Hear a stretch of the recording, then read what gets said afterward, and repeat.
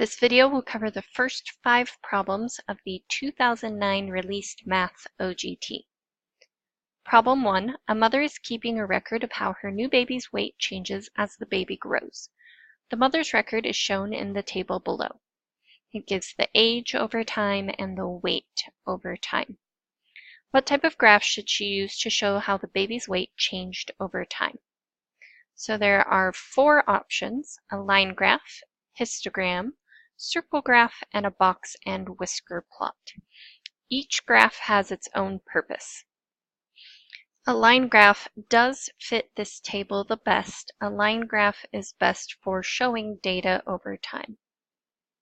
A line graph would be time on the x-axis, and then whatever information, for this one that would be weight, and it would show over time what's happening with this baby's weight.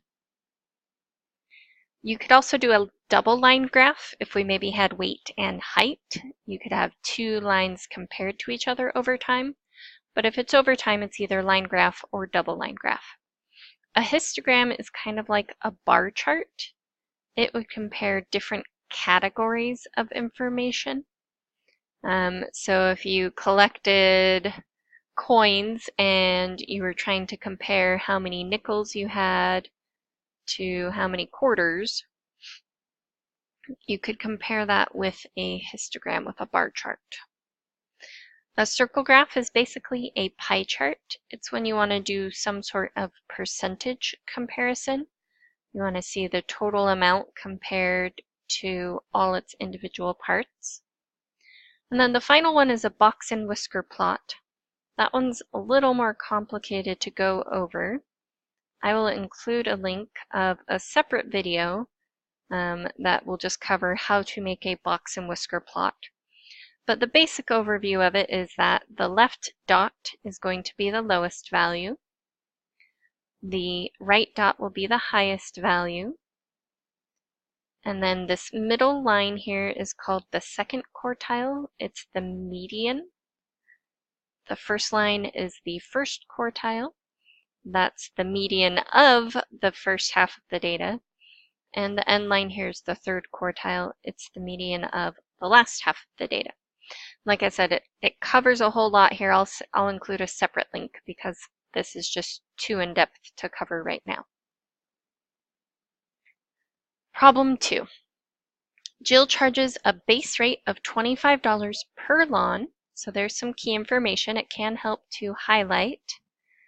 Plus means addition, $18 for each hour she mows the lawn.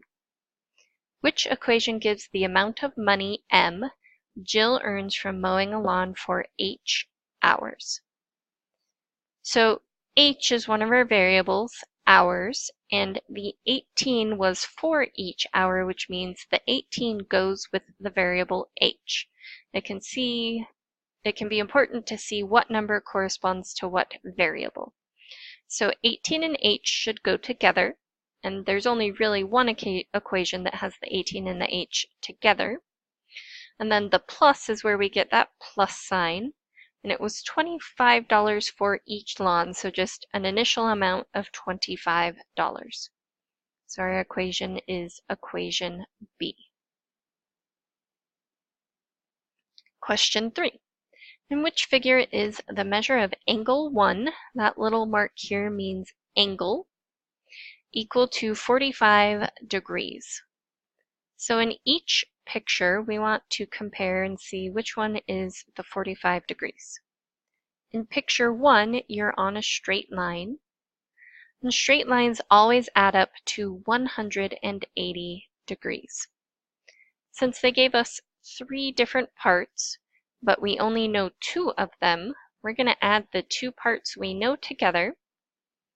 45 plus 45 is 90. And then subtract that from the entire amount.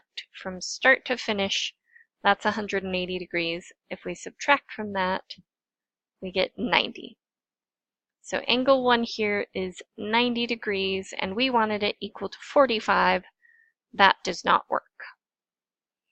Answer choice B is parallel lines. These little marks here that look like arrows, those are indicating these two lines are parallel.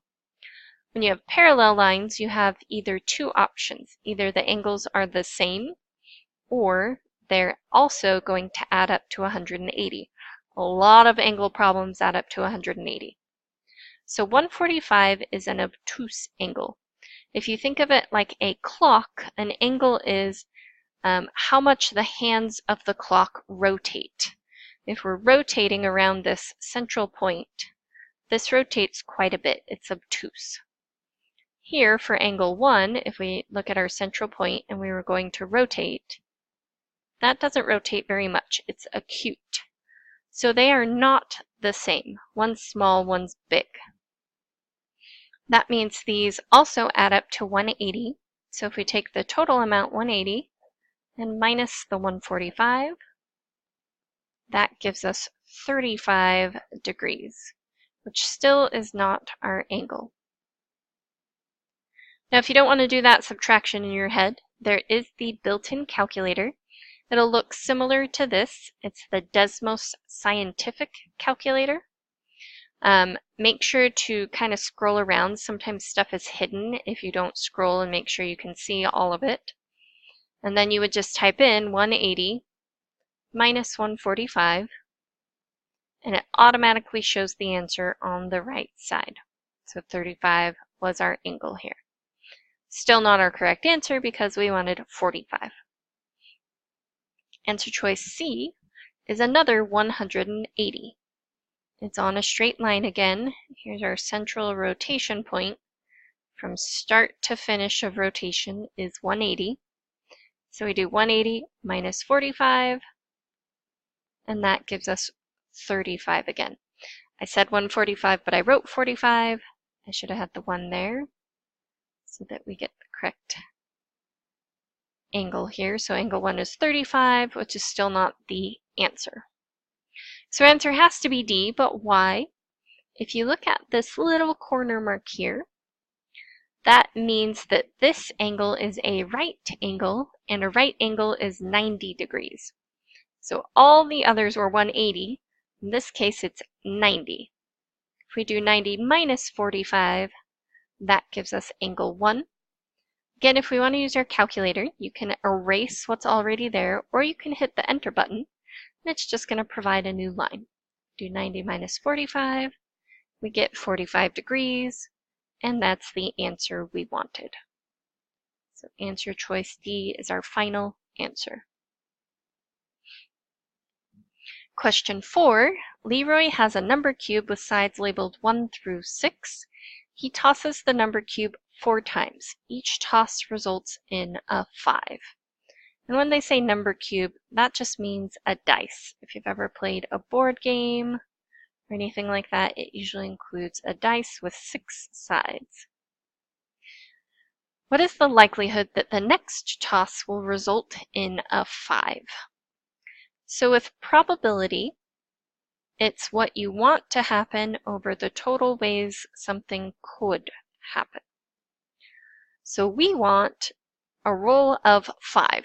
So you would think I'm going to use the number 5 somewhere, but in this case, 5 is just indicating one side of this dice. So on one of the back sides, one of those is 5. So what we want is a 5, and there's only one way for that to happen because only one side is a 5. The total is the total number of sides on the dice at all, 1 over 6. If you can reduce the fraction, you should. This one does not reduce. When you're reducing fractions, you're trying to figure out, is there anything that divides into the top number and into the bottom number? But the only thing that divides into 1 is 1, which technically works, but it just gets you back where you started. So we kind of ignore it when it's just a 1. So our answer is 1 over 6. They did give you some additional extra information just to try and throw you off. It said he tossed the number cube 4 times and each one resulted in a 5. That has nothing to do with what's going to happen next. So question 5 is one of the free response type problems. For lunch, Fanya drank a can of cola that had a diameter of 2 inches and a height of 5 inches. So a can is a cylindrical shape. It's shaped like a cylinder. The height of our cylinder is 5. The diameter means from one side to the other, so the diameter was 2. After school, she drank a can of juice that measures twice the diameter and twice the height of the can of cola. In your answer document, find the volume of each can, show your work, and provide an explanation to support your answers. Determine how many times larger the volume of the juice can is than the volume of the cola can. So volume of a cylinder is a formula you should memorize.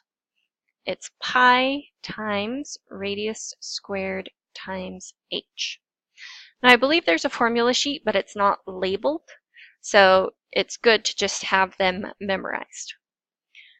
So pi is a button on our calculator that we'll end up using. It's really just a number. Radius is the distance from the center of the circle to the outside. Right now we have diameter. To get radius, since radius is half, we will divide by 2. And then height was given.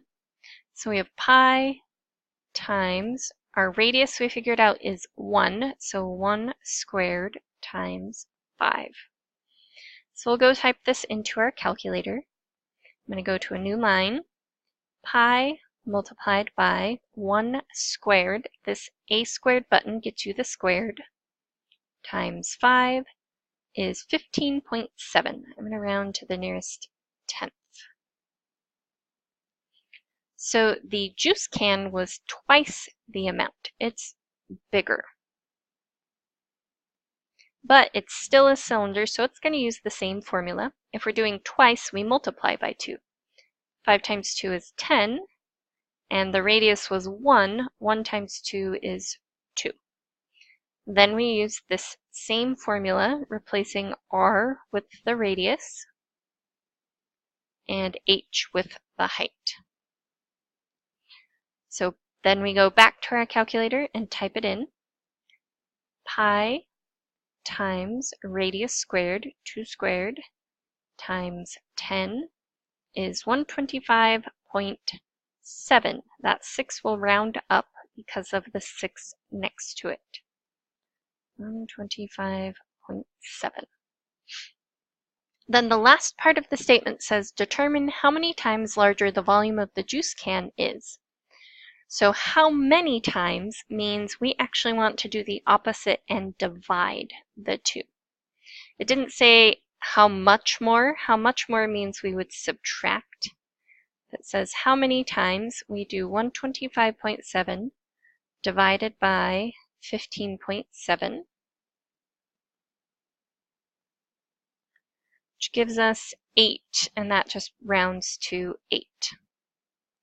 So on any free response question, we need to make a concluding statement, and we need to be pretty specific. The volume of the cola can is 15.7. Now, if we're going to include units, it did say this was measured in inches, and when we get to volume, volume is inches cubed. So when you're typing to do cubed, you actually hit Shift 6, and it makes that little triangle button. And then we do a 3, and that would be inches cubed. And the volume of the juice is 125.7 inches cubed. The juice can is 8 times larger than the cola can.